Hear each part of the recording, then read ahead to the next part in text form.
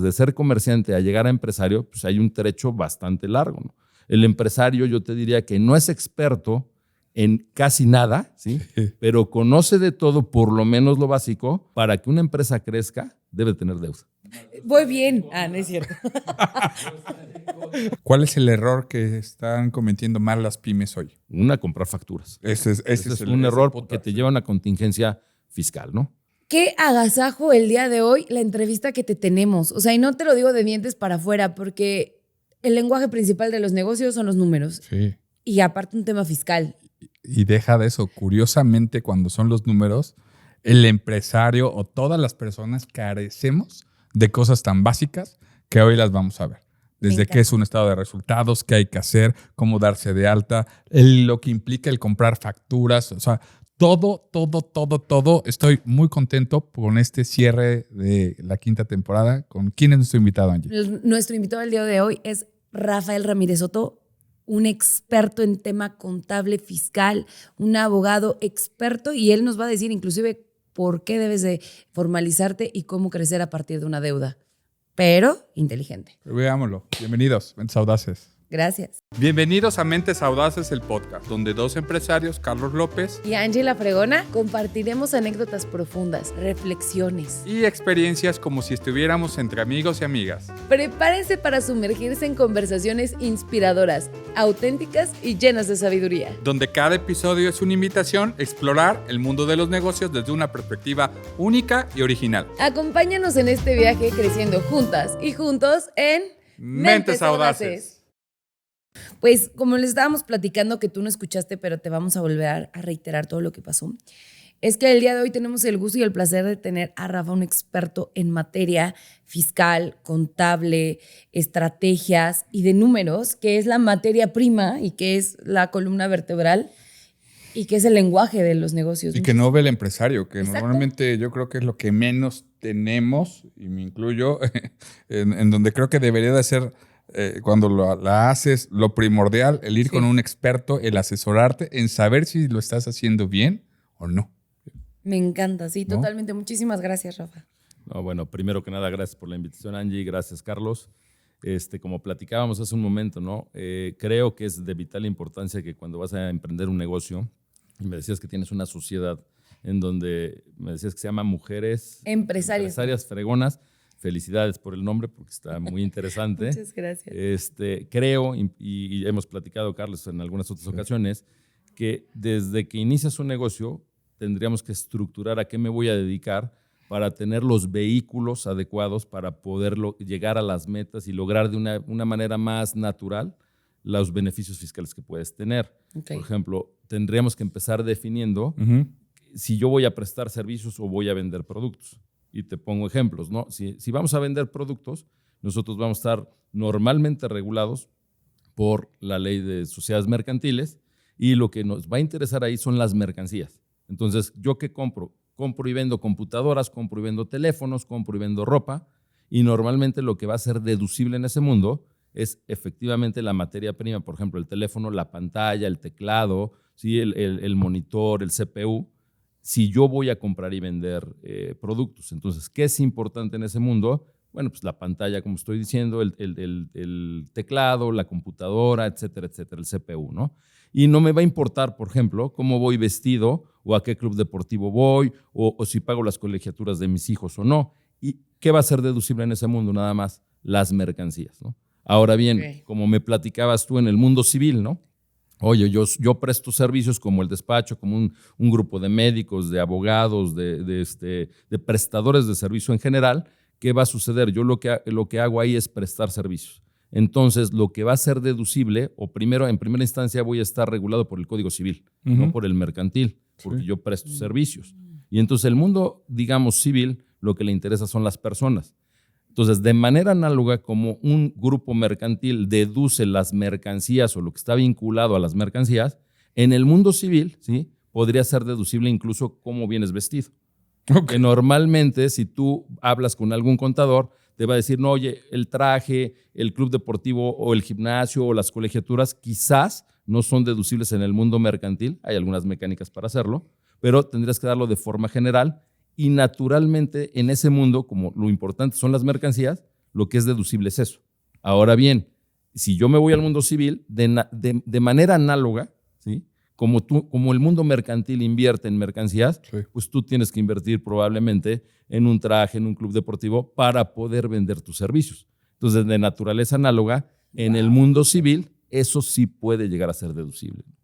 Y creo que eso nos da mucho miedo, ¿sabes? O sea, yo, por ejemplo, te estaba platicando que 6 millones de mujeres a nivel nacional viven en la informalidad. Pues eso, si lo traduces, no están teniendo un patrimonio realmente a partir de su emprendimiento.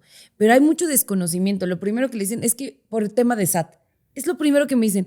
No, es que es por el tema del SAT, ¿no? Y yo digo, hay muchas estrategias y hay muchas oportunidades de vivir en la formalidad. ¿Me podrías platicar un poquito de ellas o cuáles son como las ventajas primordiales que tú consideras al momento de estar en la formalidad? Incluso tocas un tema muy interesante, ¿no? Precisamente uno de los primeros retos de cualquier emprendedor, no solo en materia fiscal, sino en general, es el miedo, ¿no? Claro. Y por ahí platicábamos siempre en las mesas de empresarios y demás, que ese es el primer factor, vencer el miedo para poder emprender, ¿no? Y poder ir caminando por buen camino, ¿no? Incluso decíamos, oye, uno de los miedos o de los mayores miedos de los contribuyentes, pues es el SAT, ¿no? Ahora, la realidad que no habría por qué tener miedo si tú te dedicas a cuestiones lícitas y lo haces de manera lícita, ¿no? Correcto. Porque hoy en la realidad es que hay mucho tipo de pseudo asesor fiscal que está basado en temas de venderte una factura o de proponerte algo totalmente ilegal, esquemas totalmente ilegales. Yo como siempre he dicho y he platicado con nuestros clientes, amigos, empresarios, etcétera, yo siempre les he dicho, a ver, nosotros vamos a hacer, y el día que quiera nos podemos meter a la ley específicamente, y nos vamos a dar cuenta que en la misma ley nos da opciones de economías fiscales de totalmente forma legal, ¿no? Total. Sí, entonces, lo primero que te diría como ventajas es, uno, yo siempre recomendaría que a cualquier emprendedor nos volvamos formales, porque decías, oye, hay mucha informalidad, y eso trae como consecuencia que tú mismo detengas tu crecimiento, ¿no? Justo. Ejemplo, Claro. ¿no? Si yo soy un contribuyente formal, estoy dado de alta, pago seguro social, estoy dado de alta en el SAT, pago mis contribuciones, ya sea federales o estatales, eso evidentemente me va a abrir la puerta al financiamiento bancario, por ejemplo. Total. E incluso hoy a fintechs que te pueden dar financiamientos de manera muy ágil y rápida. Eso va evidentemente a potencializar y a exponenciar tu crecimiento, ¿no? Entonces, el primer elemento que yo les diría es hagamos las cosas formales y legales y eso nos va a abrir o nos va a dar apertura a financiamientos para que podamos crecer, ¿no? Oye, Rafa, me encanta lo que dices. Me voy a ir al pasado. Me gustaría más hablar del Rafa inspirador y tengo 2 preguntas que se me hacen interesantes. En tus 26 años de trayectoria que tienes, háblame del tema más crítico que te hayas enfrentado y cómo lo superaste.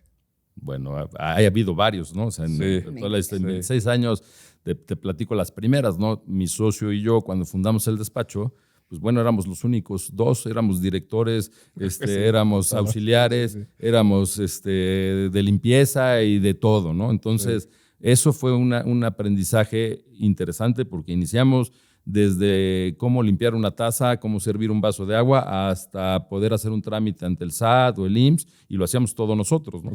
Eso trae como consecuencia cuando tú eres emprendedor y cuando inicias un negocio, que también conozcas todos los procesos de lo que te vas a dedicar.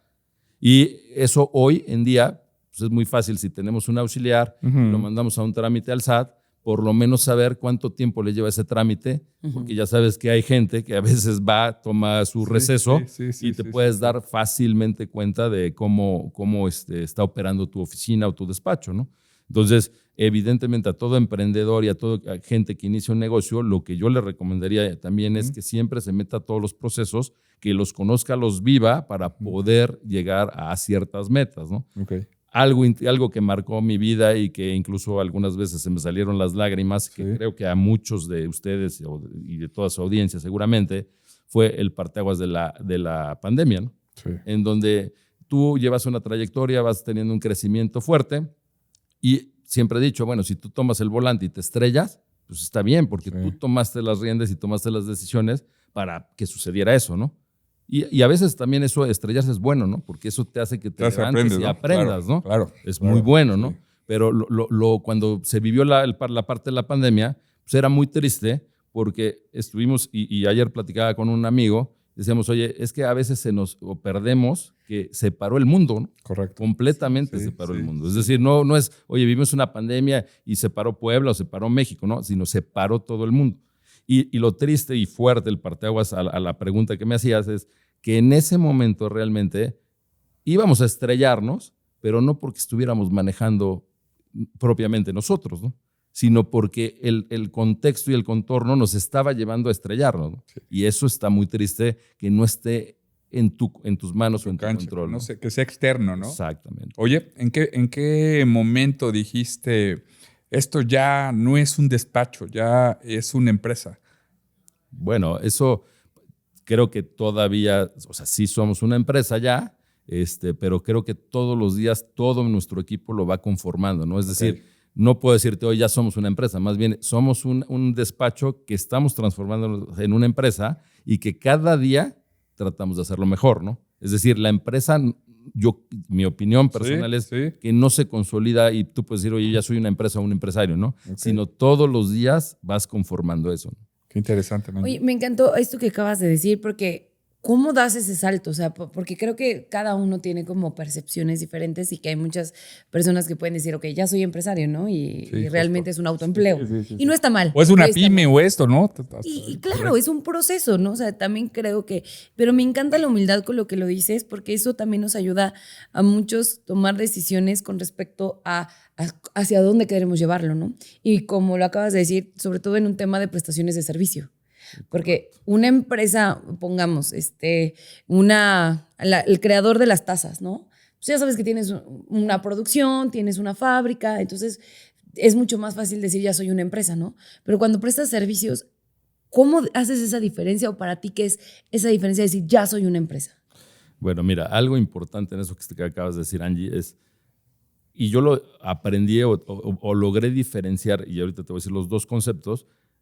Con el transcurso del tiempo, la vida, empiezas a entender esos conceptos, porque los conceptos que te voy a poner en la mesa, te vas a dar cuenta que con lo que acabo de decir es evidente que tú los vas capitalizando cada día de tu vida y todos los días.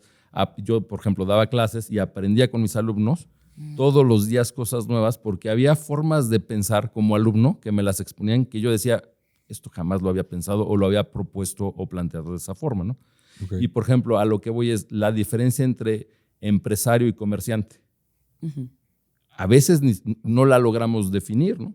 Porque, por ejemplo, yo te diría, puede haber un comerciante muy exitoso y puede haber un empresario que no es tan exitoso. Correcto. O viceversa. Sí, total, sí. Y yo te diría, a ver, comerciante es simplemente, evidentemente compro a 10 pesos, ¿sí? Y lo vendo a 12. Oye, ¿y qué impuestos hay? ¿Y qué contrato tengo que hacer? ¿Y cómo formalizo esa operación, no? Y soy muy bueno para decir, oye, lo que compré en 10 lo vendo en 12 y ya me gané 2 pesos.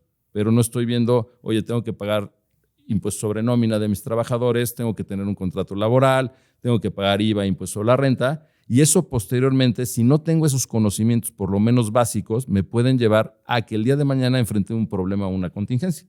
Que incluso esos 2 pesos se vuelvan 4, ¿no? Sí. Incluso ya perdí dinero, ¿no? Claro. Entonces, para poderte volver también, y fíjense lo importante, de ser comerciante a llegar a empresario, pues hay un trecho bastante largo, ¿no? El empresario, yo te diría que no es experto en casi nada, ¿sí? Pero conoce de todo, por lo menos lo básico, para poderse llegar de un asesor en materia, por ejemplo, contable, en materia administrativa, en materia legal, para que, aunque no seas experto, por lo menos no enfrentes en un futuro contingencias fuertes. Me encanta. Es que es muy cierto. Apenas yo vi un reel de Palazuelos que decía que hay 3 cosas que no nos deben de faltar como empresarios. 1 es un contador o un abogado y alguien de marketing. Y es muy cierto. El abogado creo que también es parte fundamental y clásico y básico Y al igual que el contador, porque al final todos son números, todo se tiene que medir, y eso me decía mi socio que en verdad ha sido un mentor y un gran compañero en todo este proceso. Siempre me dijo, Angie, no te debes de olvidar que esto, si bien apoyamos, es un negocio. Sí, correcto. Y son números. Y eso también creo que nos falta mucho en la educación, por ejemplo, para las mujeres, ¿no? O sea, nos tentamos mucho, o sea, el corazón de decir, ay, es que, pero los números son fríos. Te van a decir la realidad cruda de si está funcionando o no está funcionando. Y a partir de ello tienes que tomar decisiones. ¿Qué le podrías decir a las personas, por ejemplo, cuál es como el punto básico para el tema de empresario y un tema contable? Sí, bueno, algo muy importante que precisas efectivamente, para lo que no se puede medir, no puedes ver si es eficiente o no, si está creciendo o no. Entonces, lo primero que tenemos que entender es, por lo menos, al ser empresario o incluso comerciante, por lo menos tener los conocimientos básicos de qué es un estado financiero, ¿no? Uy, ¿Sí? Entonces, ¿cuáles son los estados financieros que son los básicos para que yo pueda saber qué es un activo, qué es un pasivo, qué es mi patrimonio, qué constituye ingresos, qué constituye gastos, ¿sí? Y entonces con eso voy a poder, por lo menos, digamos que los estados financieros son el mapa, como si fueras a algún lado, ¿sí? Para poder llegar a tu destino. Entonces, si no tienes un mapa, pues vas a andar perdido en todo el negocio, ¿no? Entonces, básicamente lo que yo los invitaría es a todo aquel emprendedor o comerciante que esté iniciando, e incluso a todos los creativos, a que lo primero que tendríamos que crear en nuestra empresa y visualizar es un estado financiero, o por lo menos un control administrativo, donde pueda ver qué tengo de activo, qué tengo de pasivo y capital, que eso estaríamos hablando de un balance general, y por otro lado, qué tengo de ingresos y gastos para saber mi flujo y si tengo utilidades o pérdidas. Considero, Rafa, que en México hay una ceguera todavía en ese tema de finanzas, de cosas así que son súper básicas. No sé si el gobierno a lo mejor tendría que dar... ¿Qué es lo que hace un fiscalista? Bueno, en general, como comentábamos, el fiscalista normalmente es un contador o un abogado que tiene cierta... Contador o abogado. Porque, o sea, hay en las dos gamas. ¿sí? Y que tiene cierta expertise en la parte específicamente de la ley fiscal para la tributación, ya sea en impuestos federales, estatales, cuotas de seguridad social, etcétera. ¿Sí? Normalmente decimos es un abogado o un contador que tiene ese conocimiento para poder contribuir o, digamos, o cumplir con todas tus obligaciones fiscales, ¿no? Para evitar contingencias, porque recordemos que ¿por qué la gente tiene miedo al fisco, ¿no? Porque si nosotros incumplimos una obligación fiscal, ¿sí? Recordemos que hay multas, recargos y actualizaciones que son demasiado caras, y que lo que hace es que los créditos, digamos, si yo debo de impuestos $1 y no lo determino correctamente, ese peso se me puede volver 2 o 3 incluso. Y entonces por eso se vuelven ruinosos ese tipo de situaciones en las empresas, por no haber tenido una buena asesoría o por haber sido omiso en no querer cumplir con las contribuciones. Entonces, ¿qué es lo que hace un fiscalista, ya sea abogado o contador? Pues te va a ir guiando en el cumplimiento adecuado de esas cargas fiscales. Okay. En primera instancia también hay de todos tipos de asesores, ¿no? Como platicamos hace un momento, ¿no? Sí. Hay pseudofiscalistas que su estrategia está basada en la ilegalidad de una compraventa de una factura, ¿no? Eso siempre he dicho, ¿no? Yo soy un contador, también estudié Derecho, y me dedico a hacer planeación fiscal, y para hacer planeación fiscal hay que estudiar. Para comprar y vender facturas no necesitas estudiar. Ahí la diferencia también entre un dato comercial y un dato empresarial, ¿no? Yo te diría, quien hace una planeación fiscal y es un fiscalista es un empresario, ¿sí? Y alguien vendedor de facturas quizás solo está enfocado en un acto comercial nada más. Oye, ¿consideras que el error más común de las empresas hoy en día, de todos los niveles, es esa falta de asesoramiento? Sí, correcto. Eso es algo básico, ¿no? Sí, porque como te decía, a veces no tienes noción, no tienes la visión de decir, oye, me ha tocado, ¿no? Que llega alguien y dice, voy a comprar y vender algún inmueble, por ejemplo, ¿no? ¿Qué implicaciones tiene todo eso? Oye, primero tenemos que tener un contrato, por ejemplo. Correcto. Posteriormente, a lo mejor ese contrato, hay que ver las formas de pago, porque hay regulaciones incluso en las formas de pago. ¿Sí? Hablando de un inmueble, por ejemplo, hay restricciones al pago de efectivo, que la gente a veces incluso dice, oye, te vendo mi casa, ¿sí?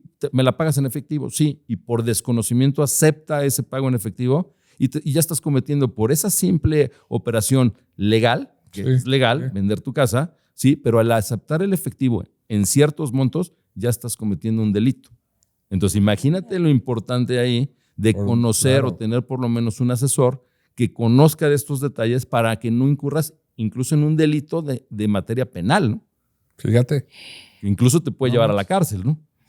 Oye, me acabas de dar mucha lucidez porque creo que muchos de nosotros hemos recurrido a expertos y pues nos ve la cara, ¿no? O sea, ¿cuáles serían como, pon tus 5 tips para identificar que es un buen o un mal asesor? Bueno, el primero que platicábamos es hoy por hoy, cómo está la situación y cómo se dan las cosas. El primero es que no te ofrezca su estrategia esté basada en una compraventa de factura. Es la primera, la ¿no? primera. Sí, ese ya huye. Huye, sí. Sí, huye. Efectivamente, ¿no? Porque eso te puede llevar a un delito grave incluso, Sí. ¿no? Y lo que yo te diría posteriormente, o sea, para que tuvieras otros 4 puntos importantes, bueno, que tu asesor sea un abogado o contador para que tenga conocimientos en materia legal o en materia operativa, administrativa y financiera. Eso es importante, que sea contador o abogado o incluso las dos, ¿no? Okay. Para que te pueda ir guiando en esa parte, ¿no? Que tenga también expertise en el mundo empresarial, porque me ha tocado, ¿sí?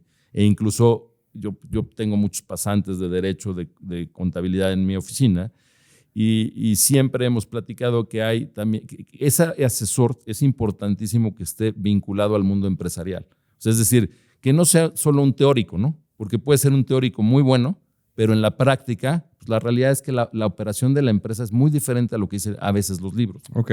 Entonces, algo muy importante es que tu asesor también esté vinculado a las operaciones empresariales, ¿no? Normalmente, si tú eres contador o abogado, el mismo proceso de prestación de servicios te va llevando a que tú también hagas negocios en el mundo empresarial, que son dos cosas distintas, ¿no? Una cosa es que yo solo te asesore y eso es a lo que se dedica tu firma, por ejemplo, y otra cosa es que en lo personal incluso utilices la estructura de tu firma para hacer negocios, ¿no? Con empresarios o con tus propios amigos, ¿no?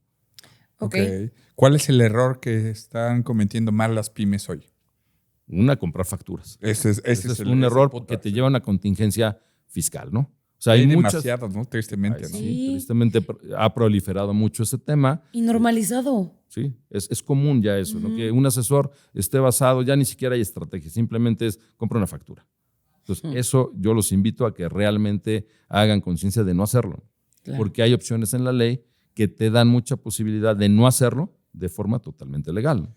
¿Es caro contratar a un fiscalista, Rafa? No, depende, ¿no? Por ejemplo, nuestra firma no está basada, algunos clientes me dicen, oye, si yo vendo $1,000,000 de pesos o vendo 50, tus honorarios van en relación a eso, ¿no? La realidad es que éticamente un contador o un abogado debería de cobrar sus servicios en relación al trabajo que implica, no al volumen de ventas que tenga un cliente, ¿no? Pero eso ya es una cuestión más bien de ética de cada uno de los asesores. Ok. ¿Cómo ves, Angie? Estoy como... A mí me están cayendo muchos 20s, o sea, porque obviamente cada vez que yo estoy más inmersa en el tema del emprendimiento femenino y del emprendimiento en general, trato como de aprender cada vez más, ¿no? O sea, de todos. O sea, me rodeo de expertos, de gente muy exitosa como Carlos, que Carlos trae a gente muy exitosa como tú y como mucha gente que hemos entrevistado, mi socio. Y creo que este tema es tan... lo quiero decir como un rechazo porque nos da tanto miedo y volvemos al punto del miedo por el desconocimiento y porque justo también lo que acabo de decir, que creemos que es carísimo, ¿no? O sea, el simple hecho de, oye, contrata un contador. Bueno, y porque eres una emprendedora o eres un emprendedor, te vas por el más barato, ¿no? El que te cobre 800 pesos. Sí, buen punto. Y porque es lo que tienes en ese momento, ¿no? Porque pues no conoces, no sabes. Y resulta que me ha tocado con muchas emprendedoras que los contadores hicieron súper malas cosas, que literal les estuvieron pagando y que nunca hicieron las declaraciones. Entonces, hasta ese tipo de cositas que no sabes tú, ¿no? Porque pues tú dices, güey, yo estoy pagándole a alguien por un servicio y pues lo único que me queda es confiar, ¿no? Claro. Porque no sabes, ¿no? Al final, claro. No O me encargo de asegurarme que estás haciendo tu trabajo o me encargo de hacer que mi emprendimiento funcione. Entonces, ahora yo voy a preguntar como emprendedora, ¿cuáles serían como los pasos que tú consideras necesarios para llegar a la formalidad? O sea, decir, por ejemplo, ya muchas de mis emprendedores, no todas, 8,000 mujeres que han estado conmigo en la red, ya todas operan. Ya todas van a bazares, ya todas tienen, ya sabes, su Mercado Pago. Bueno, la mayoría, no todas. Muchas aceptan transferencias a su cuenta personal. O sea, ese tipo de errores que yo considero ya ahorita, porque ya estuve como 4 años trabajando en esta situación. Pero, ¿cuáles serían como los procesos que tú dices, ok, punto número 1, punto número 2, ya date de alta, régimen fiscal? O sea, para una emprendedora, por ejemplo. Mira, por ejemplo, acabas de tocar algo muy importante, ¿no? Esto que me decías, oye, yo tengo emprendedoras que van a una feria y empiezan a vender y entonces aceptan Mercado Pago y incluso por ahí hay quien dice que Mercado Pago y algunas otras plataformas no son fiscales, ¿no? Y me ha tocado incluso llegar a discusiones con gente de propio Mercado Pago, de ejecutivos, y les he dicho, oye, espérame, tú estás legislado por una ley, ¿sí? Y esa ley, aunque tú fueras amigo del dueño, no la puedes dejar de cumplir. Claro. Y entonces, ¿qué sucede esto? Todo lo que tú vendas constituye un ingreso, que en estricto sentido, si no lo declaras, y más si lo llevas a una cuenta bancaria, pues evidentemente ya quedó el rastro de todo ese depósito, de ese ingreso. Y si no lo declaras, puedes caer en una omisión de obtener ingresos y no declararlos, que estarías técnicamente en una defraudación fiscal, que incluso estarías cometiendo un delito, como lo que platicábamos hace un momento de la venta de la casa. Es igual de grave. Igual de grave, es la misma, ¿no? Entonces, simplemente son diferentes legislaciones. En una podrías estar violando una ley de lavado de dinero, sí, y en otra estarías violando una ley fiscal, pero ambos son delitos en materia penal, okay, o pueden llegar al ámbito penal, ¿no? Entonces, por ejemplo, es muy importante lo que acabas de decir, Angie, porque, por ejemplo, un emprendedor, ¿no? Y ahí empieza lo que decías, oye, yo necesito un asesor que tenga la experticia y el conocimiento de cómo hacerlo, ¿no? Porque normalmente tú dirás, bueno, pues yo voy a una feria y estoy comprando y vendiendo, y puedo ser, dependiendo del monto de ingresos, pero voy a ponerte un ejemplo. Si tú vas con alguien que no tiene esa expertise, evidentemente lo que decía, hay que formalizar la operación, porque esa venta que tú estás teniendo y esos ingresos que estás llevando a cabo te va a dar la oportunidad incluso de abrir financiamiento para que crezcas exponencialmente tu negocio. Exacto. Okay. Entonces, primero hay que formalizarlo. Posteriormente hay que asesorarnos, porque en el ejemplo que estamos platicando, si tú fueras no estructurada, no hicieras planeación, etcétera, pues quizás dirías, bueno, yo tengo una actividad empresarial, dejarías a un lado de analizar qué monto de ingresos tienes, por ejemplo. Si tienes todo lo que compras, te lo venden con factura o no, porque hay cosas que no por ilegal, pero a veces no puedes tener la factura, ¿no? Pues a lo mejor estás importando algo que lo haces a través no de un agente aduanal, etcétera, y no tienes la documentación soporte que te marca la legislación. Entonces, ¿qué sucede con esto? Por ejemplo, me podría ir a un régimen general de ley de como persona física en donde yo tengo ingresos, y si estoy en un régimen general, tengo que tener deducciones, tengo que llevar una contabilidad, y quizás me van a grabar la utilidad, puede ir en una tabla progresiva que puede llegar al 30 o 35%. Pero fíjate todo lo que te acabo de decir, y a lo mejor yo soy un microempresario que fui a una feria y por error de mi asesor me llevó a un régimen general. ¿Qué sucede? Tengo que llevar contabilidad, me cuesta contabilidad. Tengo que expedir CFDIs, me cuesta el CFDI. Tengo que tener el soporte documental para tener las deducciones, y la base gravable quizás me va a grabar muy fuertemente la utilidad. Ahora bien, imagínate todo esto que te acabo de platicar, que llegue tu asesor y te diga, oye, a ver, tú eres un pequeño contribuyente, ¿rebasas de 3,5 millones? Oye, no, pues apenas estoy empezando. Sale, te vamos a llevar a un RECICO, un régimen simplificado de confianza, que es un régimen en donde tú no tienes que llevar prácticamente contabilidad en algunos aspectos, o llevas una contabilidad muy sencilla de ingresos y egresos, y lo que sucede es que no te va a preocupar si tienes el comprobante de adquisición o no, porque en ese régimen vas a pagar sobre los ingresos. Vas a poder obtener hasta 3,5 millones y vas a pagar solamente el 2.5, en su caso, es progresiva también la tabla, pero vas a pagar 2.5 hasta 3,5 millones. Entonces, imagínate el diferencial financiero. Claro. ¿Sí? El impacto del impuesto puede ser muchísimo menor en este régimen que en el de actividad empresarial general, ¿no?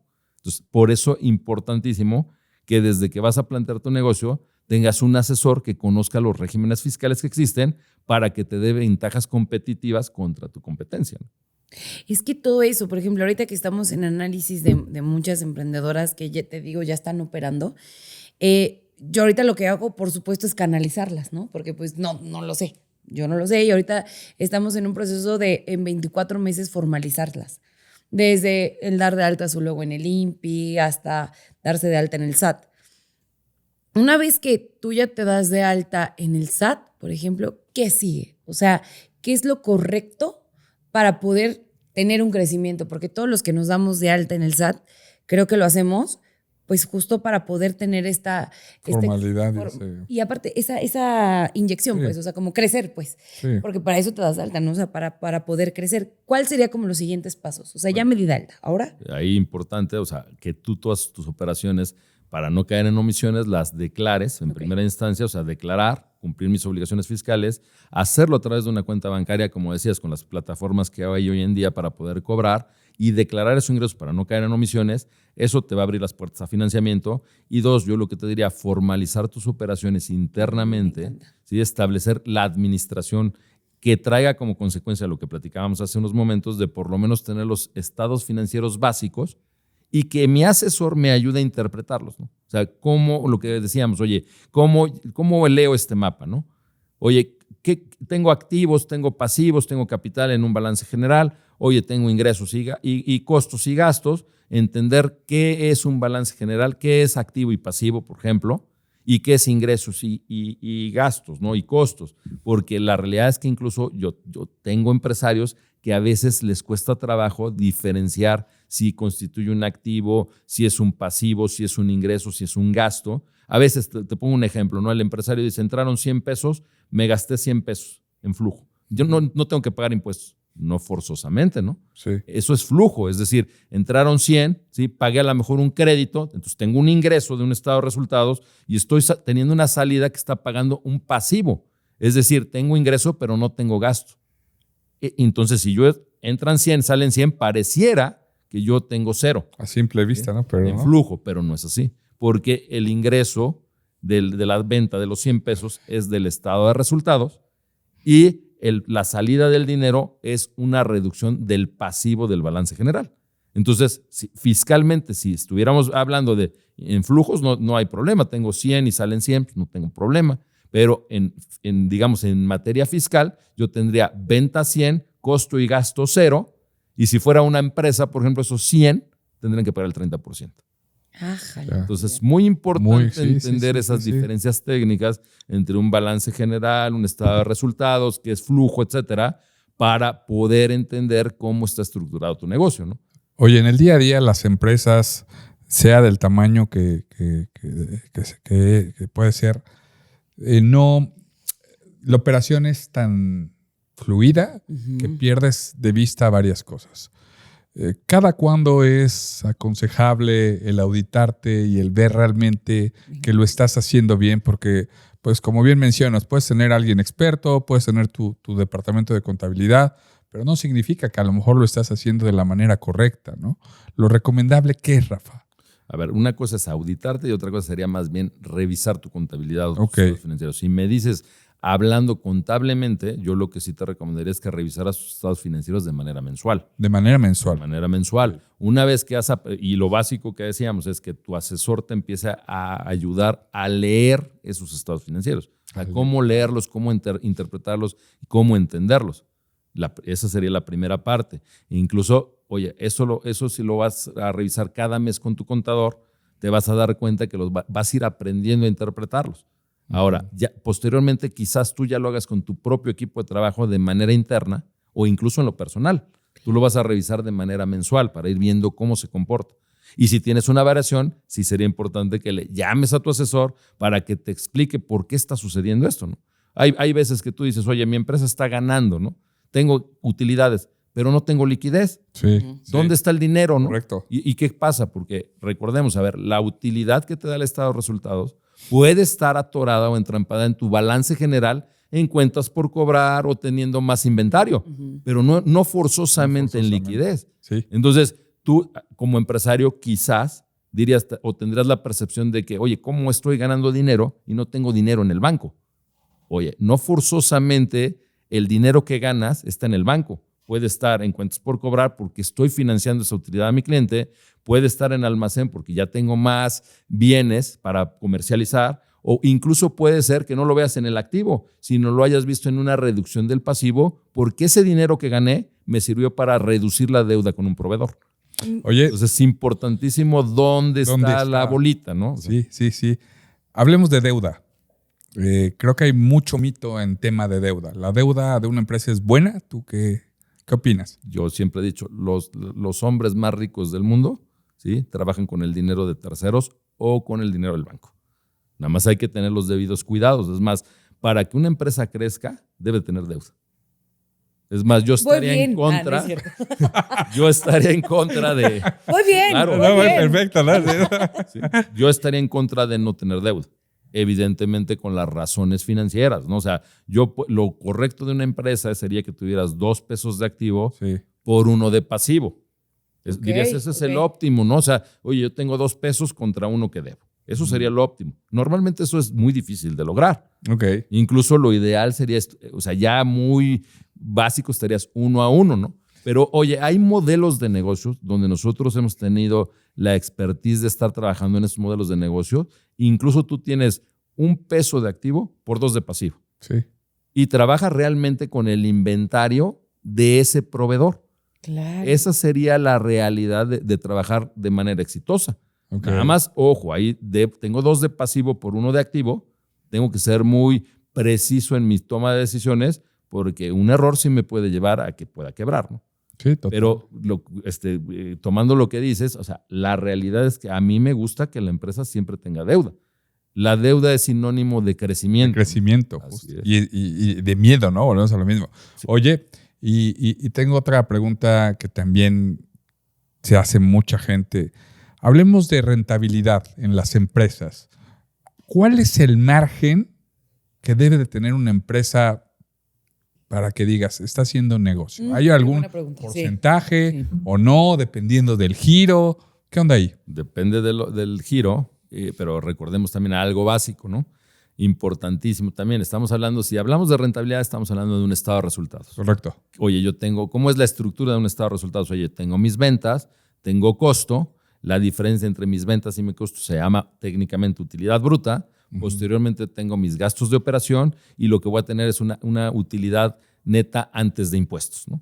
Entonces, lo primero que tenemos que tener analizado en el negocio es, oye, mis ventas contra mi costo de ventas. Y entonces tendríamos que entender qué es costo de ventas para empezar, ¿no? ¿Sí? Y, o sea, qué es un costo y qué es un gasto, ¿no? Pero lo que es básico o importante de entrada es que entre tus ventas y tu costo siempre tienes que tener utilidad bruta. Porque, ¿qué sucedería si yo compro una taza, en el ejemplo que ponías de las tazas, en 100 pesos, ¿sí? Y la vendo en 80? No, pues. Ahí tendría una pérdida bruta, ¿no? Sí. Entonces, lo primero que tengo que hacer es saber cuál es mi costo para, en base a mi costo y mi gasto, fijar mi precio de venta, ¿no? Las rentabilidades son muy variables, ¿no? O sea, por ejemplo, el sector de la construcción, podrías decir, oye, puede ir del 20 al 30%. Son sectores que son más grandes, ¿no? Oye, en el sector de servicios sí puedo tener márgenes de 40 o 50%, ¿no? Estoy hablando de utilidades brutas antes de gastos operativos, ¿no? Entonces, depende del sector, pero algo básico es entender el estado de resultados. Otra vez nos remitimos a que decíamos, oye, tengo que entender los estados financieros porque son diferentes cosas, flujos, ¿no? Cuánto entra y cuánto sale es un flujo. Oye, tenemos utilidad o rendimiento, entonces me estoy refiriendo y mi cabeza tiene que ir a pensar en el estado de resultados, ¿no? Y cuando hablamos, porque a veces en el mundo empresarial somos técnicos y decimos, oye, ¿cuál es tu utilidad bruta, no? Sí, exacto. ¿Sí? Ya. Pues, ¿qué tenemos que entender en ese mundo? Mi utilidad bruta, ¿a qué se refiere? A mi venta contra mi costo. Todavía no estamos hablando de gastos, ¿no? Entonces, muy importante entender el estado financiero, cómo está estructurado para poder yo tomar decisiones y saber si la rentabilidad del negocio que me estás trayendo está dentro de los parámetros razonables o no. ¿Qué tal? Hostia, que estoy, mira, impactada. O sea, no manches. O sea, siento que hay tanto que aprender. Demasiado. Y que nunca vamos a acabar, ¿no? O sea, sí, me encantó lo que dijiste hace un rato, que también tú eres una persona que se sigue preparando. Sí, todos los días. Sí. Y eso es algo que me encanta permear también con las emprendedoras. O sea, que muchas veces yo les preguntaba apenas, ¿cuándo fue la última vez que leíste un libro, no? O sea, y ahorita que estamos retomando las clases, porque pues son acompañamientos, o sea, no le quiero llamar clases, pero les preguntaba, ¿cuándo fue la última vez que estuviste en un aula? ¿No? Y esto es algo básico para poder tomar decisiones. Me encantó lo que dijiste también con respecto a la deuda. Cuando tú sabes perfectamente un estado de resultados, vas a tomar decisiones lo más acertadas posibles, ¿no? Uh-huh. ¿Qué les podrías decir a todas las personas que tienen hoy un emprendimiento y que que nos están viendo, que nos están escuchando y que acaban de decir, tengo miedo? O sea, ¿cuál sería como la parte principal ahora para una toma de decisión específica? Importante primero quitarte ese miedo, ¿no? Okay. ¿Cómo te vas a quitar el miedo? Como tú decías, leyendo un libro quizás, ¿no? Sí, o entendiendo, ¿a qué me refiero con esto? Bueno, hay que entender los estados financieros estructuralmente para saber hasta dónde me puedo endeudar, porque, ojo, no es endeudarte por endeudarte, ¿no? Sino hasta dónde puedo llegar, cuál es el flujo de mi empresa, cuál es el rendimiento, cuáles son los activos que tengo, etcétera, etcétera, para poder decir hasta dónde voy a estirar esa liga de deuda. Porque yo mismo también, o sea, acuérdense que nosotros vamos creando nuestro propio camino, ¿no? Sí. Entonces, oye, la deuda, yo puedo, y me encanta tener deuda en la empresa. Es más, yo les diría, para crecer hay que tener deuda. No hay forma. Si tú dices, oye, yo voy a ahorrar para crecer, no vas a crecer. Más bien es generar deuda para crecer, nada más con la estructura financiera que estamos diciendo, porque así como tú puedes estirar la liga para crecer, también la puedes estirar para romperla y quebrar. Okay. Es muy importante. Una línea muy delgada, ¿no? Claro, muy delgada, ¿no? Entonces, por eso es muy importante que vayas, como decías, hay que... El leer yo me referiría o lo haría la alusión a prepararme, ¿no? A entender lo que estamos diciendo. Oye, necesito entender el estado financiero para ver hasta dónde quiero llegar. Okay. Y cuidar esos lineamientos, nada más, ¿no? Y, por ejemplo, si no tengo idea de qué es un estado financiero, ¿a dónde recurrirías tú? O sea, ¿o a dónde les aconsejarías que vayan y que aprendan qué es un estado de resultados, que es un tema, pues sí, un estado de resultados, por ejemplo, básico? Incluso, como decías, también no hay que gastar en eso, ¿no? Por ejemplo, ¿a qué me refiero con esto? Si tú de por sí vas a tener, para lo que decíamos, un emprendedor, darme de alta, tener financiamiento, o sea, tengo que tener cuenta bancaria. Para lograr esto tengo que tener un asesor barato, caro, bueno, malo, lo que sea, pero tienes que tener un asesor básico. Por lo menos explota con tu asesor eso, ¿no? Claro. Porque aunque sea muy malo el contador que tengas, vas a ver que es un balance y que es un estado de resultados. Sí. Y entonces, él que te lleve de la mano y explótalo tú, exprímelo tú, ¿no? O sea, oye, tengo el asesor bueno o malo, eso no importa. Lo importante es qué quieres exprimirle tú a ese asesor. Claro. Y en esto que estamos hablando específicamente, cualquier asesor básico sabe que es un balance y que es un estado de resultados. Entonces, exprímelo a que te enseñe a leer esos estados financieros básicos, ¿no? Ok, balance y estado de resultados. ¿Hacia dónde va el tema fiscal, Rafa? Me queda claro que cada año, cada 6 años dicen, se viene más difícil, el SAT se pone más cañón. Así es cierto. Yo lo veo al revés, ¿no? Yo creo que en medida de que estés preparado, de que te salgas de la caja, de que hagas las cosas bien, de que te juntes con gente experta, pues te va a hacer mejor primero como persona y te va a ayudar a la empresa. Desde tu experiencia, ¿hacia dónde vamos en el tema fiscal? Bueno, yo creo que hoy sí hay una tendencia de fiscalizadora fuerte, ¿no? E incluso con un carácter medio terrorista, ¿no? Okay.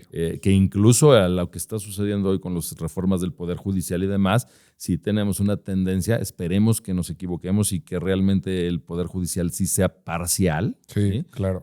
Pero sí hay una tendencia en donde, por ejemplo, la fiscalización sí puede ir con líneas sesgadas hacia el contribuyente, ¿no? Entonces, pero no nos espantemos tampoco de eso, ¿no? Claro. Porque si nosotros o sea, una cosa es la parte fiscal y otra cosa es la financiera contable.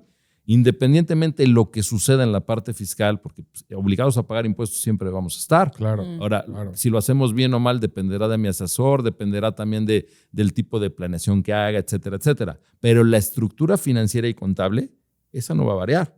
Esa sí hay que cuidarla y hay que entenderla.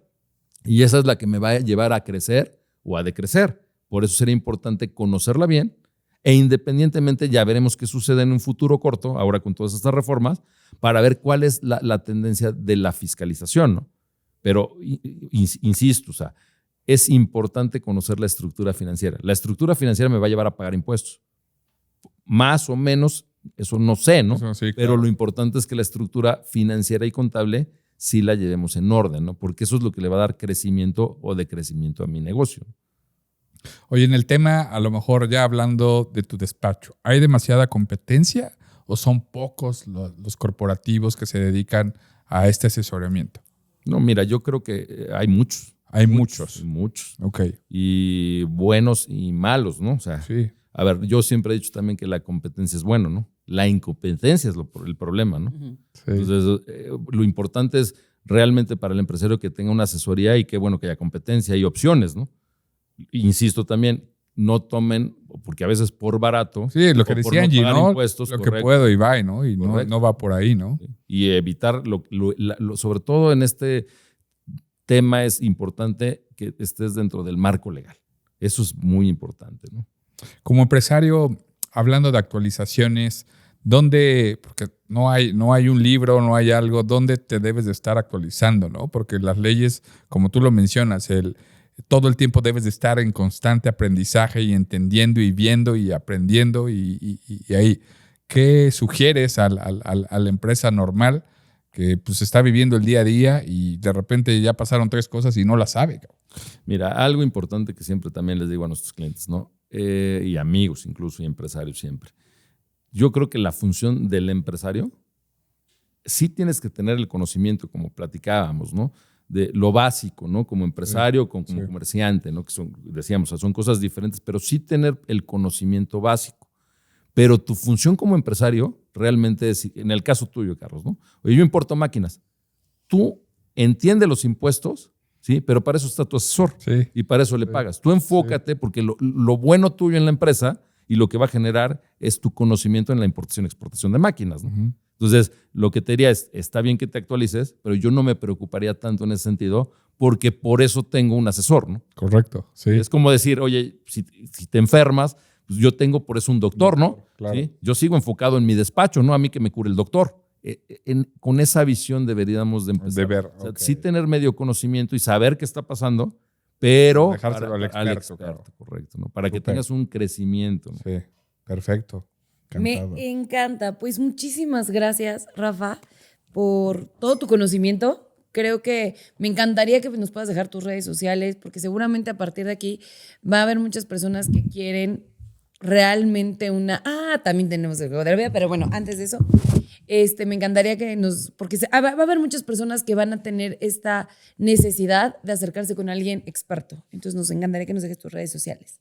Sí, ahora te las mando porque ¿Sí? se las tiene. Buenísimo. Tenemos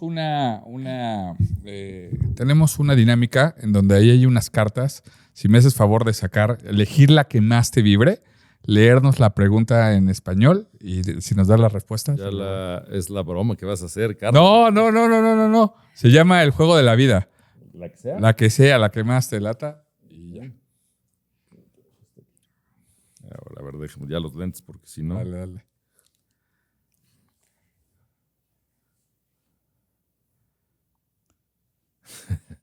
¿La cambiamos? Sí, si quieres, agarra otra. Sí. A ver. Sí. Después nos dice afuera del aire que era. Bueno, deja o este que vamos a probar.